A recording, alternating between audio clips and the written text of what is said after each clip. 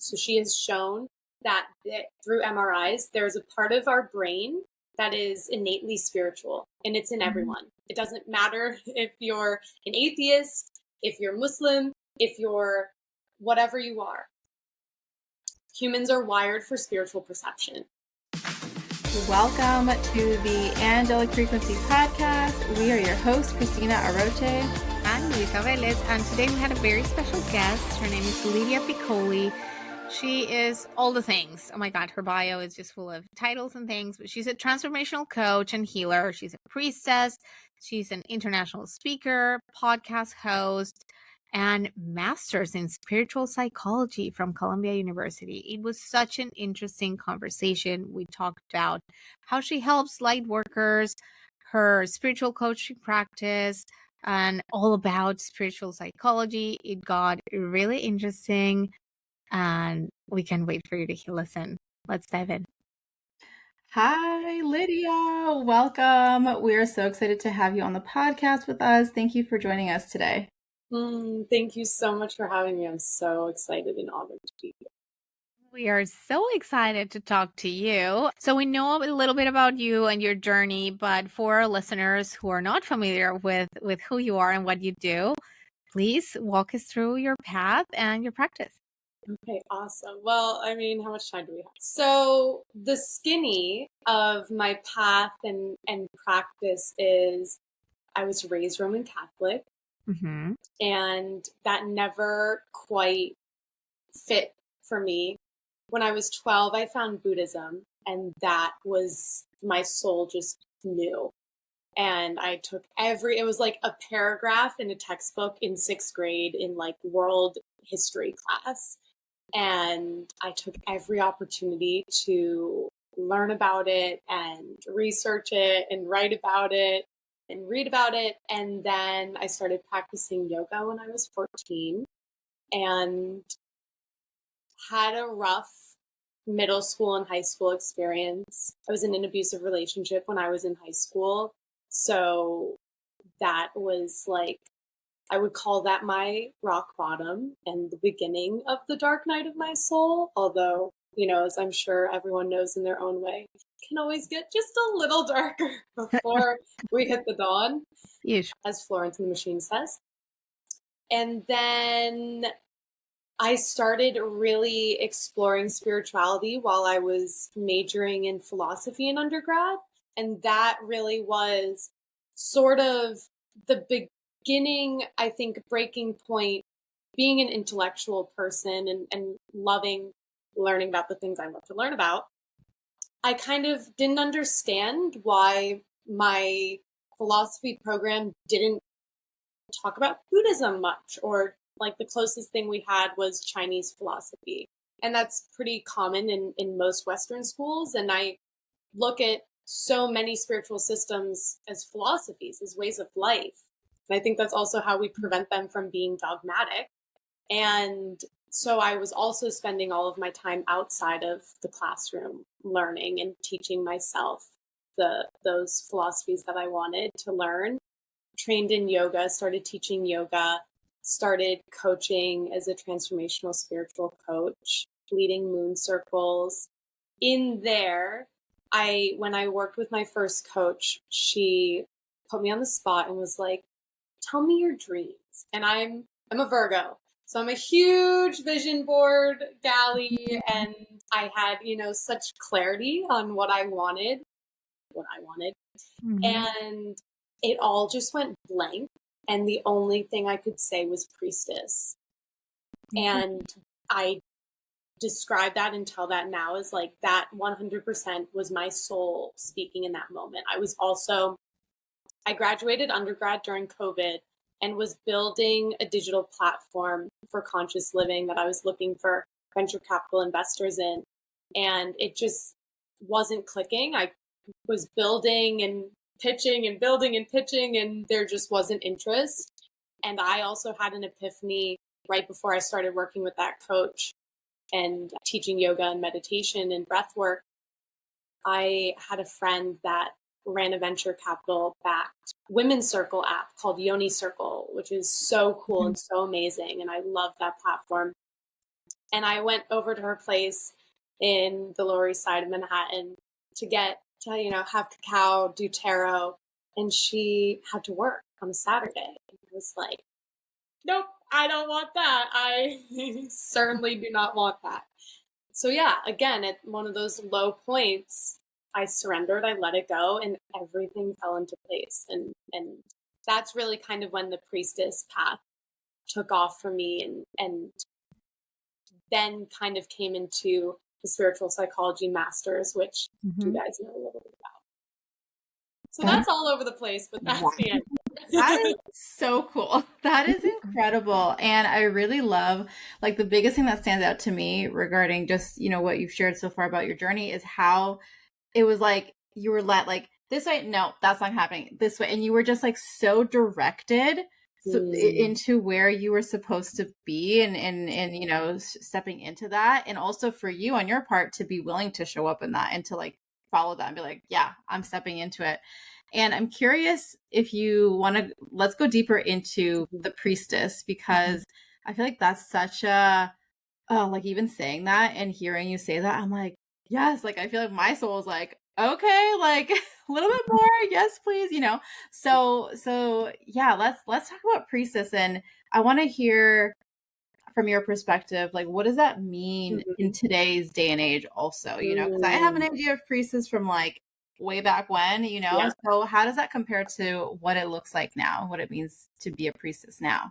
Totally. First, I love it. My womb is like lit up at this, and that word is just resonating. I think it speaks so strongly, especially to so many women and femme identifying beings. And I also really appreciate the reflection about like always kind of being directed. That's a nice way of putting it. And totally, I think I want to emphasize for anyone listening, I 100%, and I'm sure you guys agree, believe that we are always being directed on our path, especially when we hit walls. And it sucks. It sucks so much on a human level to hit that wall and be like, come on, why? Why isn't it working? Why can't I keep doing this? Or even just having that in, like, mine have been, I wonder for you guys, mine have been very clear and obvious, like external walls. Internally, I notice the pushing and the trying and the forcing, but it's always external and my choice to work with it. It's our choice to how we, show up for it and work with it. And like you said, Christina, to keep going and move around the block or follow the next path. But I also feel like kind of, if we all get a little honest with ourselves, like what other choice do we have on alignment and on fulfillment? And yeah, my soul definitely didn't sign up for that, but we're on the hard and fast track. Yeah. So, okay, priestesshood. I would say, I say this, any woman holding space in some way that connects us to a deeper truth about ourselves and the world is a priestess. There are obviously, like, you are a priestess. There are varying traditions and lineages, some living, some that we're reviving or uncovering, like the Magdalene lineage, that is so juicy and rich, and I can get into. But I think the most important piece is to start there. I specialize in coaching light workers into their next level of their visibility, success, and impact. And so I say that everyone I'm coaching is a priestess, whether they call themselves one or not. And the difference between ancient priestesshood and modern priestesshood,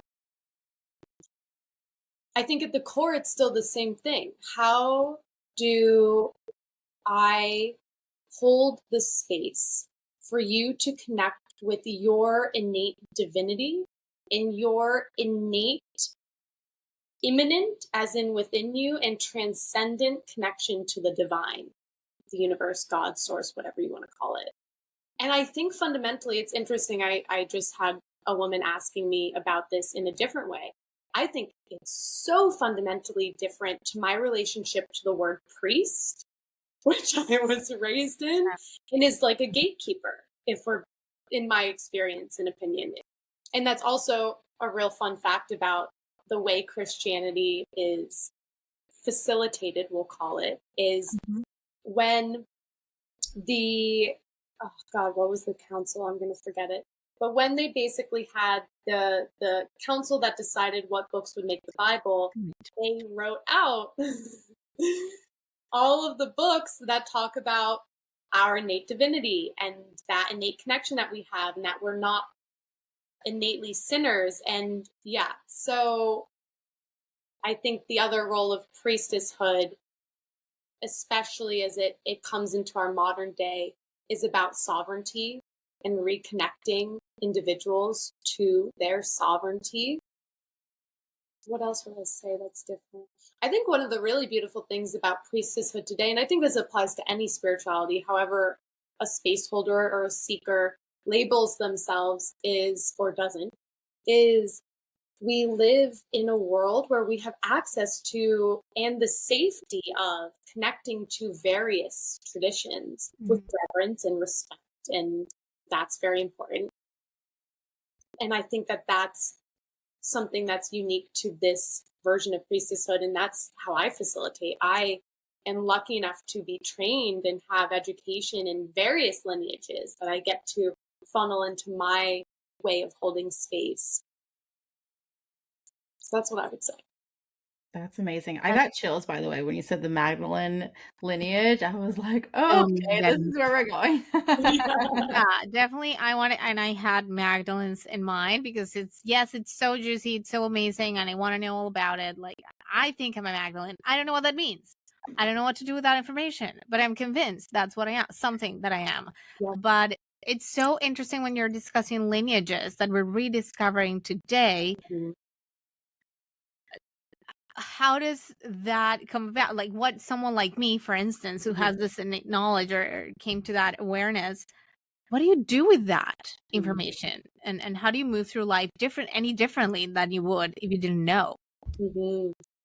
I love that question. It's fundamentally, again, it's such a part of how I coach. That's your work. You have that soul calling and that soul knowing of this, there's something here for me. And it's following that breadcrumb trail and seeing where it goes and taking that first step. So even asking the question is taking the first step. So the Magdalene tradition, and this is what I would say I knew as a 5-year-old sitting in church, other than the fact that with respect to the tradition, I think it's so worshiping any human being is a no-no for me. But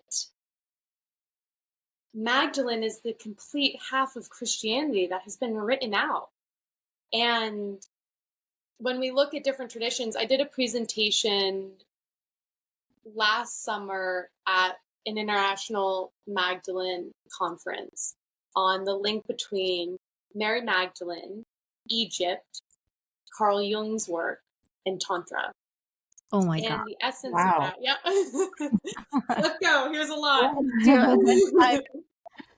So the essence of that in the skinny is, if we look at where Christianity comes from as a mythology, because our mythologies, spiritual psychology, our mythologies are always reflecting where our collective consciousness is at any given time. And they're telling, in one way, they're telling the story of our consciousness in that era. And so the myth of Christianity is a resurrection myth, and that's Isis and Osiris. But the difference, I love this, I just got chills. Yeah. The difference, more. The difference is that Isis is both mother and lover, and she plays a fundamental role in that myth.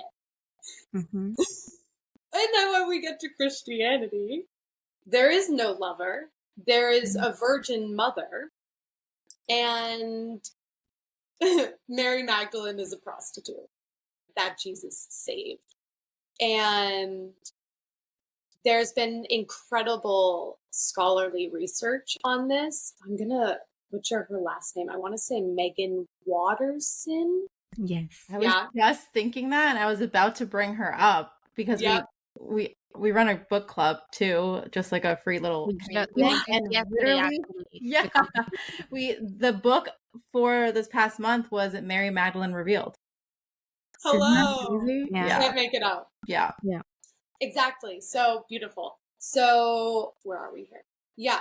Mary Magdalene, to me, also represents this entire lineage of priestesshood, because she would have been trained and, in essence, co-facilitating beside her beloved Yeshua. And then when we look at this map and template of sacred union that they represent as partners in co-creating a new level of consciousness, of heart-centered, awakened consciousness, which is fundamentally what all other traditions are trying to move us towards, then, yeah, she is just such a fundamental piece, I think, also of the collective feminine rising that's happening right now. And I also would guess, on a soul knowing level, I think there are so many, I call them Magdalene sisters. So, hey sisters. So many Magdalene sisters that have incarnated at this time to be a part of this great awakening and remembrance. And there's so much of a personal journey that we have to do to step through that. You know, I'm sure you guys know of the witch wound. And then there's also, in the same way, the priestess wound. Very similar, but it's then also that willingness and ability to heal through that collective trauma. Then this is where the spiritual psychology comes in again. Heal through that collective trauma so that we are healing that in our collective, but it starts within. That's so interesting. I love it so much. And you've brought up the next super interesting thing that I want to dive into, and that's spiritual psychology. I haven't heard much about it, but I'm starting to understand a little bit more what it is. But could you walk us through what that is and how that you weave spiritual psychology into your practice? Totally. So specifically, I studied under Dr. Lisa Miller, who highly recommend for your book club, The Awakened Brain by Dr. Lisa Miller. She is a seminal, I call her a scientific priestess, because she is so embodied in her spiritual knowing and in her spiritual connection, the work that she does. And that's the other thing too. A priestess doesn't have to look like me. A priestess can look like a scientist doing that work. So some of her fundamental research and contributions to the field are, one, she has demonstrated, we're going to get scientific here for a second, the neural correlates of spirituality in our brain. So she has shown that through MRIs, there's a part of our brain that is innately spiritual, and it's in everyone. It doesn't matter if you're an atheist, if you're Muslim, if you're whatever you are. Humans are wired for spiritual perception. Then Dr. Miller has also shown that the number one factor for preventing anxiety and depression is spirituality. Not religiosity, but spirituality as my definition, a lived connection.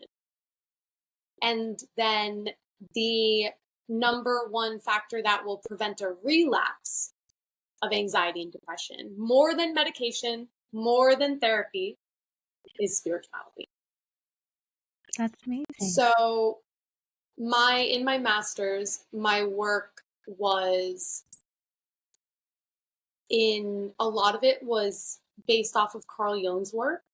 So for anyone who is listening that doesn't know Carl Jung, in my words, I would say that he, in essence, took the foundations of psychology, and beautifully, poetically, because this was his soul mission, especially if you read his autobiography and his conflicts with Freud, he brought mysticism in the occult, and he practiced yoga into his framework of psychology. And like, he tried to sort of like pack it away and be like, I'm not touching this. I'm just going to keep doing what Freud, the father of analytical psychology, did. And I'm just going to leave that.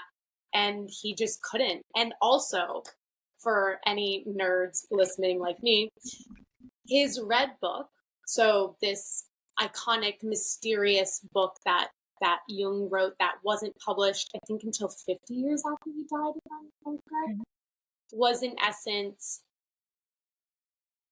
he wrote it before a lot of his core work that is now, I would say, like, Jungian psychology is going to be the foundation of where psychology goes from here, spiritual psychology, because it's so integrated in our wholeness in a model of consciousness that also then can intersect with the quantum essence of reality. Is in the Red Book, he is going through, in essence, his own dark night of the soul. I've abandoned my soul calling to bring spirituality into psychology because Freud told me not to. And I have to get to the other side of that. And he would do these active imaginations where he would meet for him, it was meeting different biblical figures and basically taking on the burden of the world through his dreams and his experiences and these active imaginations, and getting out the other side to an understanding of what then became the foundation of the psychology, which is kind of what I already mentioned in terms of when we do the work within, that's how we make change throughout the world. But we all have to kind of go through it on our own and in our own way. And we can't outsource it to ChatGPT, and we can't outsource it to a teacher, and we can't outsource it to a lineage. It's that personal responsibility. That's so huge. And I just have to say right now, as you're speaking, I'm like so in awe because there's so much intersections of like, I have a background in science. I studied psychology as well. And I was like this close to getting a minor in psychology. So everything that you're saying, and obviously now I'm in this spiritual world. And so just everything that you're saying, I'm like, oh my gosh, this is so cool. Like all of my worlds collide in like this amazing way of sharing this information that I feel is so helpful because, we have the right brain, the left brain, and like how people think and how people understand, but to be able to combine it all in this beautiful way that it all is so connected. And the thing that I kept hearing too or feeling is like Carl Jung was so ahead of his time, like to bring these concepts and information, but for us to be able to still now be able to reference it and expand from it, is so powerful and so amazing. And I love this. And so I'm curious, how do you use this knowledge in, in the work that you've studied and that you do? How do you use that in your everyday work with clients and in coaching and things like that? Are there, I guess, I don't know, like techniques or theories or things that you apply with clients and walk them through it? Or how does that look like on a practical level in your work? I think it honestly doesn't look too dissimilar from what I would have done if I didn't have the master's and what I was doing before. But I think the difference is, for example, I just taught a yoga class, last night, and I was talking about past life regressions to the members that were there. And I use past life regressions in my coaching to sort of see, like, I'm curious how you guys look at it. Like, every regression I have is always the lifetime I need to know right now because of whatever I'm moving through and integrating and becoming. And so that's how I use that tool. We studied past life regressions and past lives in one of my classes in my master's. An incredible psychologist, Dr. Ruth Rosenbaum, works with the American Psychology Association to make, it's called, the technical term is psi phenomena, PSI. That's like branching all of the sort of spiritual, like, we don't really know what to do with this Where yet. to put this? Yeah. She worked with them in essence, making it a norm.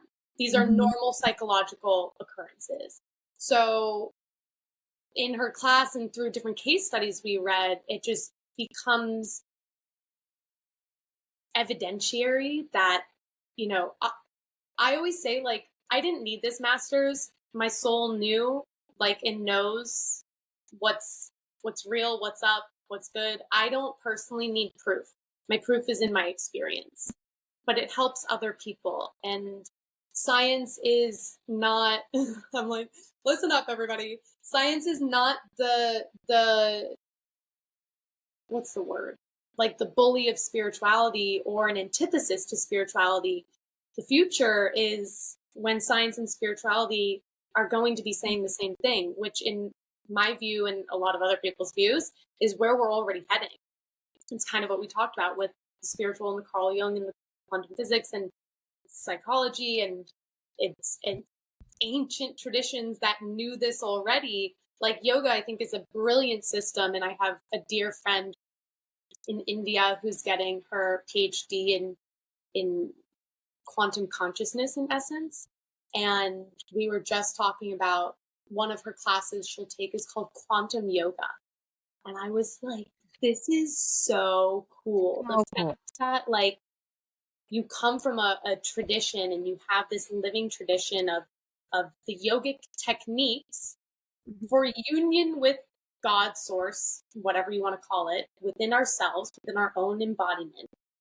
And then you're going to apply the language and understanding of the quantum to that which was already known. It's that's so cool. That's what I also keep it on.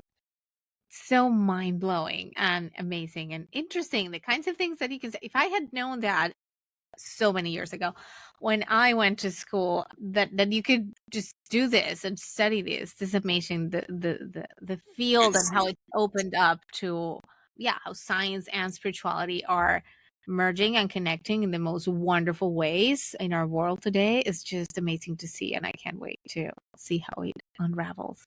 It's great. We incarnated at this time for a reason. At the right time. Yeah. I want to ask you, because just going back to the practice and the coaching, what kinds of things can someone expect from working with a spiritual coach, and how does that look like in a more practical sense? And what are the kinds of breakthroughs, or what happens with you when you work with a spiritual coach? So one other thing that came to my mind, Christine, when you asked the question first was synchronicities, soul callings, pulls, these messages. That's like a fundamental piece of however I'm coaching, whoever I'm coaching. Like the Magdalene thing, I would tell you, keep going with that. Wherever you started and wherever you are, keep following that. Where's the call? Maybe you feel called to Glastonbury in England. Maybe you feel called to the south of France. Like, there are all these connections, and it's our job. Now I'm putting my coach Lydia hat on. It's our job and responsibility to answer those to the best of our ability. In terms of working with me and breakthroughs and spiritual coaching and all of this. So the deeply fundamental piece of how I work, two pieces, I guess I'll say, is going into the blocks. So I work in a desire-based way. So if you come to me and you're like, I want to hit these goals in my business and I want to be more comfortable being seen, I want to own my spiritual work, let's say that, then that's the desire that we're holding. That's the I call them soul desires. That's the North Star. And we'll even get more specific because we constantly are going into a meditation and connecting with your soul for those answers, because sometimes our ego, sprinkles in our little desires, and that can take us off the path. So we get clear in that way. And then it's all about working, it's the broccoli. It's all about working through the blocks that we have to that, and the fears and the worst case scenarios. And I do that by going into our body. So where do these things live? I can also give you guys an example. If someone has something that you want to do, we can do a little demo if you want. But it's going into the body and figuring and listening to where they live as an energy system, because then this is also where Tantra intersects with my work. So what is the consciousness of this block that lives in our body? So we work somatically then to dialogue with it, transform the energy, get it to work with you on whatever your goal is. And then also I always say that, it's our responsibility to meet that block's needs. Like literally yesterday I was coaching myself through this and through something, a money block. And there was this part, actually, maybe this is a good example.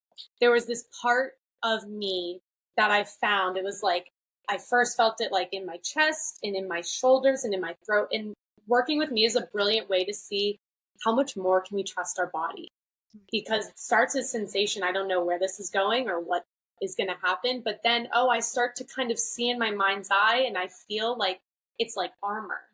And so then me as my own client, I say, can you take a posture?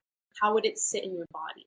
And so as I embody this piece, it's like a full on, like a knight, like a defensive KN knight. And he's really like stern and tight and like blocking. And one of the things that, fast forward, the thing that he was protecting me from was, I had an experience last year when I was in a phase of growing my business where I onboarded a client who's really excited to work with me. And then she kept having these, like, we all have the like, did I just spend too much money? And like, maybe this was a mistake and like, maybe this isn't going to work out. And, like, one time, that's fine. And I coached her through it. It was like, you're right. This is the right path. I'm doing the right thing. And then it just kept cycling. And so we decided to, call it, and it just wasn't in alignment. And that left a really hard mark in my body because I was like, did I hurt her? Did I pressure her? What happened? I never want that to happen again. And so my little knight showed up. And so then I brought him into my heart. We all have a throne room in our heart, and I let him dialogue with my inner queen, my inner self leader. Tell me, what wisdom do you have for me to lead my queendom with better discernment? And what do you need to tell me? How can we work together? And the knight was basically said, just because someone can pay you does not mean they are your right client. And you, me, and I, as the knight, will help you discern that and will help you figure that out. So that's a whole example. And now my knight is on my side. And I love that. I love that I have this strong protective force working within me. And that's an example of a part of us, an energy system that we are unconsciously feeding in the Tantra tradition. Energy system that I'm feeding that's taking a lot of my life force energy to keep up and maintain, and then also work against. It's like start and stop on the car, and then bringing it on board to work with me. And it's also one thing, also from a coaching perspective, one thing that he told me to do was like a really tangible, because my work is also very tangible. He said, I want you to go back to all of when I finish coaching with someone, when I start and stop, I have surveys that they do. So he said, I want you to read through all of the surveys that your past clients have done on the offboarding. And I want you to make your content from those. And I want you to be so specific about what transformations you're speaking to, what experiences, use their language, especially because there's a part of me that's like, as I create more content, I have like umbrella terms that I'm talking about with my transformations. But that part of me that's scared that he was protecting, that what if I promise something I can't deliver, whatever. Instead of staying stuck in the like, what if I promise that I can't deliver? And what if I just I'm a fraud? Instead of staying stuck in that, he's saying, no, look at what you do. Look at the change you make for people. There's your safety. Speak in that. Yeah. That's amazing. That's such a beautiful practice, and so amazing to find that within ourselves and understand it. And now I'm starting to see how interesting your work is, and how spiritual psychology kind of makes more and more sense, and your coaching practice makes more sense. For someone, you brought up a great point about embodiment and being connected to our body, and we just had a recent conversation about embodiment, so this is really fresh for us as well, and how certain things feel in the body and how trauma can stay with you. So maybe for our listeners who don't have, well, now they're going to know about you and they're going to be able to work with you directly, but for someone, for their own kind of toolkit, what is a way in which you can help people kind of tune into their body and figure out where the trauma is, and release and let go? Mm-hmm. There's two things I would say to that. The most basic thing that I would say is there's three things. One, because I needed this disclaimer when I had my tantric training and empowerments and that initiation, was don't try to go too fast, too quick, and solve all the problems all at once. Resource yourself, scientific word, titrate yourself. And that's the other thing about especially neo-tantra and bringing pleasure into it. And like the big bubble bursting of it all is that healing, even our trauma, can be pleasurable. And we need to bring in that pleasure. And, in the yogic tradition, our essential nature is blissful awareness. Bringing that into our practice, into a coaching experience, into our own personal healing is essential and game-changing and fun. So, one, don't go too fast. Resource yourself. I have physical trauma that I carry in my body, and I know what that's like. So, and I know I also, like, one of my deepest core embodied wounds was fundamentally not feeling safe in the world. And so I work with women that also share that. So always, always, always, when you do embodied work, make sure you feel safe. Close the door, or if someone's in your house, just tell them, you might be hearing me make some noise and breathe weird and whatever, or just put on some loud music, or do whatever you need to do to make yourself feel safe before you start. Look around your room, find anchors of a plant or a window or a nice wood beam in your ceiling that makes you feel safe, so that you can always come out of your body without disassociating and re-traumatizing yourself to the present moment. That's really important. Not super sexy, but safety is sexy. And then the fundamental thing that I would say that is easiest and accessible is it's your breath, your sensation, your breath, your movement, and your sound. Those are the four core pieces that will create the conditions for your innately intelligent body to heal itself. Because our body is a living intelligent system. Just look at yourself for a minute. I didn't create me. Something else did. And it knows how to move me through my entire life and digest my food and make the cells and all the things can keep me healthy. So it's also a deep practice of surrender. So in essence, step one, close down your eyes or take a soft, gentle gaze, and you're going to notice in your body, I like to call it stress. Where do I feel stress? Because I'm often can be stressed. So it's always going into, where do I feel the stress? Where do I feel the trauma? Where do I feel the block? And just trust. That's also part of the practice. Like I said, trust. It's here. I don't know why. Oh, it's spreading up into my throat and it feels like someone's choking me. Oh, I don't know why. And then we find out. So feeling into your body, or sometimes I describe it as, what part of your body is screaming at you right now? Then let's just say it's in my chest. you're going to start to breathe into that part of your body. And this is also really beautiful because this is an innately, we'll call it feminine healing technique. Instead of something that's super rigid of like, do this, this, and this, it's surrender, trust, and flow with whatever comes up.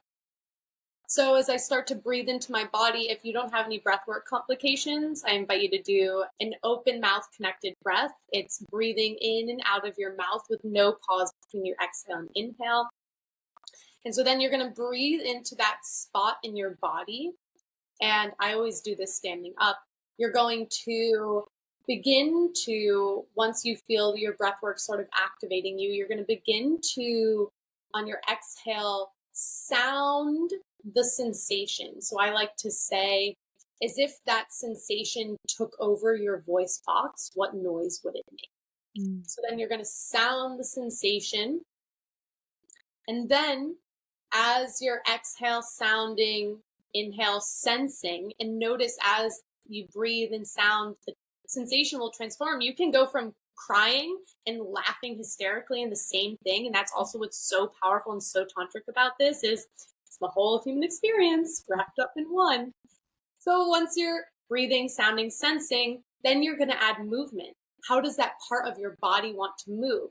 It might be shaking. It might be like pounding your hands on a pillow, whatever it wants to do, allowing that movement.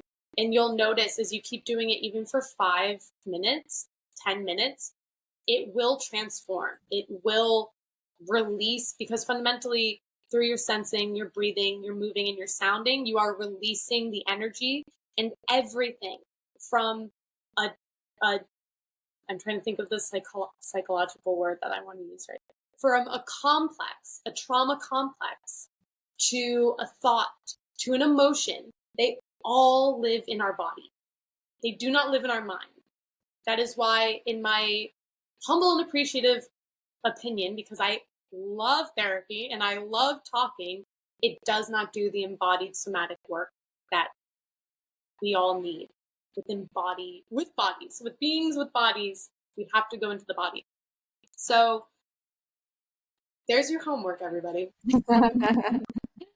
Oh my gosh, that's amazing. And you walking us through that experience, which thank you, by the way, that was so amazing to just like feel it and sense it and kind of like, okay, yeah, step by step, this is what, but it actually brought me back to back in June. I hosted an event in New York City called Awaken with Angels, and I had these two incredible women come in. They are business partners, and they led a breathwork session. And just what you were describing, I feel like I was brought back to that moment because I participated in the breathwork session, and it was just like so like I can't even describe to you like exactly what you're saying. Like that type of release and healing and transmutation work is so powerful. Like there's no words to describe it except you have to experience it. And so you describing that, though, because I have experienced it, I was just like going back to that moment, like that whole thing, so that is really cool. And I really, really, really appreciate that you shared that with us. Thank you for sharing that. Thank you for sharing that with the listeners. It's so true. It's often like, especially when I'm asked about my work, it's always a fun, like, little marketing game for myself. I'm like, how am I going to describe what I do in the first place? It's like kind of easiest to just give someone a taste of it and let it be that. But it really is like, if you haven't experienced it, also, if you listen and you try this, it took me months to learn how to listen to my body and trust and like allow, not my mind being like, okay, shake now, but like, oh, my body wants to shake now. Right. And to just, okay, we're doing this now. Yeah. And I think the big thing too is it's the surrender and releasing control, right? Because we always want to be in control, especially with our bodies. So when our body starts to take over with whatever sensations and like you said, like shaking or whatever it is, and you don't really have control and you're surrendering to that, like, yeah, that's huge. Yeah. I would say too, like, that's the foundation of the transformation of the work I facilitate. because we don't have control over anything in our lives except for ourselves. And the way I take light workers and leaders to their next level is through the liberation of the parts of themselves that are holding them back, because I can't be the fullness of my embodied soul so long as I have things inhibiting me from sharing that. And there are always new and new layers to discover who our soul is, because I fundamentally believe we are a discoverer or rememberer of who our soul truly is. And to meet the next level of blocks as we continue to grow and expand and do our work in this world, and be an even freer, brighter, embodied liberator for others. And that is inspiring and magnetic and sexy, and it's all the things that the women I work with want to be and know they innately are, and just have a little inner cleaning up to do. Yeah. And integration and acceptance of. Absolutely. And I can only imagine, I mean, again, I'm such an advocate for therapy, and I love to talk as well, but then there's only so much you can share with that kind of practitioner. Like, I have a whole world of woo-woo and weirdness that it's very much connected to my trauma and whatever I'm working through. There's not that level of how do I begin to explain to you that I had a past life remembrance, so I think I'm carrying some, like, that's just not the conversation that usually happens in your standard therapy. So it's so amazing to have this new kind of spiritual coaching and spiritual psychology just to help so many people work through their very much human trauma, but also interconnecting that with our spirituality. And when you're more developed or open to it, and you have to work through things in tandem with your spirituality and your spiritual self, and so I just think it's wonderful to have this kind of practice and for this to be a thing. It's amazing. Totally. And I think it brings us back to, I mean, it's kind of the catch-22 of any sort of medical training, is the training is so far behind where we are in our knowing. But also, I mean, look at me. It's not really, my program is still pretty, I mean, it's 10 years old. It's still pretty new. If I wanted to actually become a therapist, which is not my dharma in this lifetime, but I would have to go get another master's to technically be able to apply for licensure. But this is the direction that we're moving in, because fundamentally our spiritual experience and perception is human. And I've also been blessed with therapists that, especially as I got more open about it, because I used to be scared to talk to my therapist about this. I'm like, they're going to think I'm crazy and lock me up in a loony bin. They were always supportive and always like, I had a therapist that, so this is also a plug for test your therapist. See how far they're willing to go. You never know. I had a therapist who really weird to your therapist this week. That's my therapist, bless her soul, I felt safe enough with her to tell her, I think I see and sense presences, and I think I always have. And I told her about, I don't know if I told her about my Magdalene experience, but I told her about this presence that kept appearing in my room at night. And she was, and it scared me a lot, because it scared me as a child, because no one knew what to do. And everyone was just like, there's nothing there, Lydia. She was like, can you get curious about it? Next time it's there, can you be curious about what's happening? That's amazing. And I got scared the next time. Oh, great. Yeah. Yeah, I love that. And actually, this is a really great segue to ask you, in terms of the work that you do, and then the intersection with spirituality in your personal awakening journey. How have you found like that spiritual connection to influence you in your life? Let's say, for example, spirit guides or angels, or like, from that moment, I don't know how long ago that happened, but like, what you just described, and what that overall spiritual connection looks like for you, and like connecting with Magdalene, for example, or any, Yeshua, any other divine beings. What does that look like for you today? I really love this question from you, Christina, because I have gotten a little familiar with your work. And I feel like this question gets to bring in the part of my journey that I'm obviously still on and discovering, which is, no pun intended. I like, for example, from that, the presences, I started working with an incredible, let's call him a spiritual therapist, because he has many PhDs and is also a therapist, but is an incredible spiritual researcher in London. I started working with him, Dr. David Furlong, as a spiritual mentor for a good chunk of time last year, and same sort of thing happened. A presence was in my apartment, actually literally like the night before an explosive fight happened. This is when I lived in Brooklyn with the neighbor next door and his girlfriend. And I told David, I was like, it's also kind of like really weird timing that I felt this like negative presence.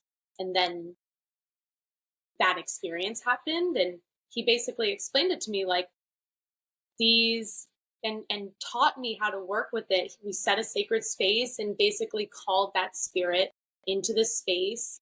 And I was the seer and David was facilitating bringing this soul that I was also like speaking to the light, so that it was a male presence, he could be released and move on from his life.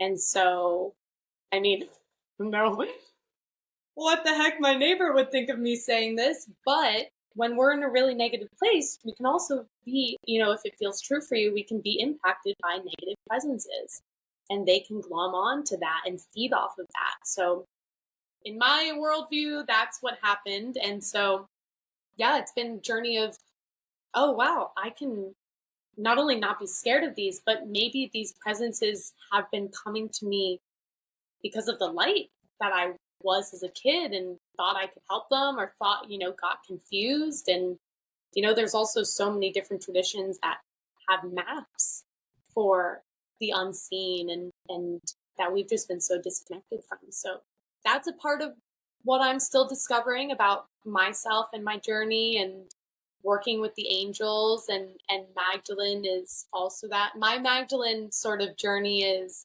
in Avalon with Glastonbury and the south of France. And, you know, I don't know where it's leading, but I feel the call, and, you know, I answer it in my ways. And yeah. And here you are. Yeah, and here I am. That's amazing. Doing the Lord's work. Yeah, very much so. So good. I love that so much. And, you know, it is one of those, it's an ongoing journey always, like, you know, our spiritual connection, development, all of that. But it's really cool to hear just, and even going back to what you were saying before that too, the thing that was standing out to me was how empowering it feels. Like you like the way that you guide people and the way that you guide them through their own inner understanding and then moving through the blocks. It's so empowering. And, you know, and so just witnessing based on, you know, you sharing your journey and things like that, your own empowerment, even with that example with the spirit, you know, and not allowing that initial fear that had come up to just stay there. Like you moved through it and you understood it, and now you feel more empowered with it. And that's what the journey is, I feel like, essentially at the end of the day. Totally. I think that's the most, you know, I worked with a client that had said, you know, how do you do it? How do you constantly face your fears? And like, you know, I was sort of mocking that part of me that was like, oh, what if I'm a fraud? But we stay stuck in those fears, and we feed them our power, and we give them our power over us. And I said it in a reel the other week, but I was like, you are so infinitely bigger than any fear that you have. And it's a journey of like, face a little one and see how strong you are. Face another one, see how strong you are. keep walking the path and meeting them.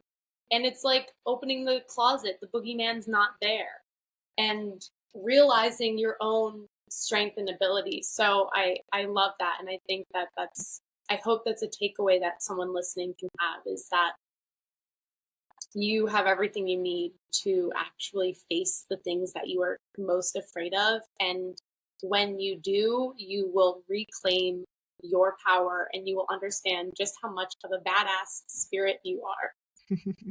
I love that. Absolutely. So Great good. sentiment. Yeah, absolutely. And we were just, because this week our episode on a psychic story dropped, and we were just having that conversation with Nicole about, this is something we are all equipped with, and we're all in different degrees. We all have our clairs. We all have some abilities developed to some degree. And so how much are we able and willing to take on at one time? I loved how your therapist invited you to approach things with curiosity and just digging a little deeper, a little bit at the time, and working through our fears, but knowing that this is a gift and something that we came here with, and if we feel inspired to explore it, let's approach it with curiosity. I think that's a wonderful way of seeing that. And yeah, what a wonderful journey. Thank you, Louisa. I think the only other thing I would add to that too is how valuable having a guide and a space holder is.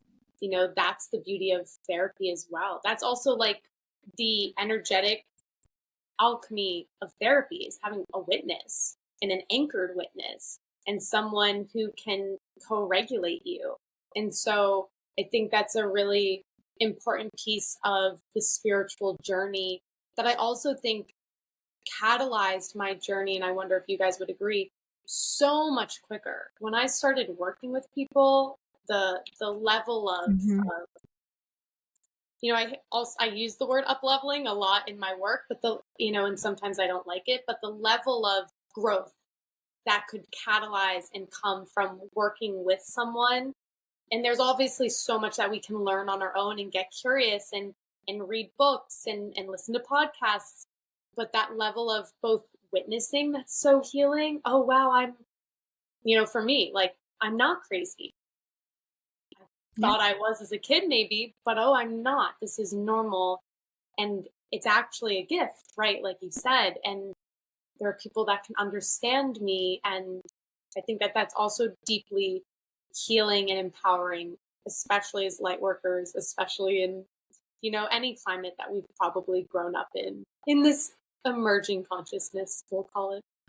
Yeah, that's a great way of putting it, the emerging consciousness. I love that. That's so good. And so on that note, then, where can people connect with you and learn more about your work and how you support others and just stay in touch with you? Totally. You can follow me on Instagram. It's Resoul with Lydia. I'm sure it'll be in the show notes. Yes. And I give tons of tips and pep talks on there. And you can sign up for my newsletter, where I go give a little deeper of some kind of thoughts and practices and musings.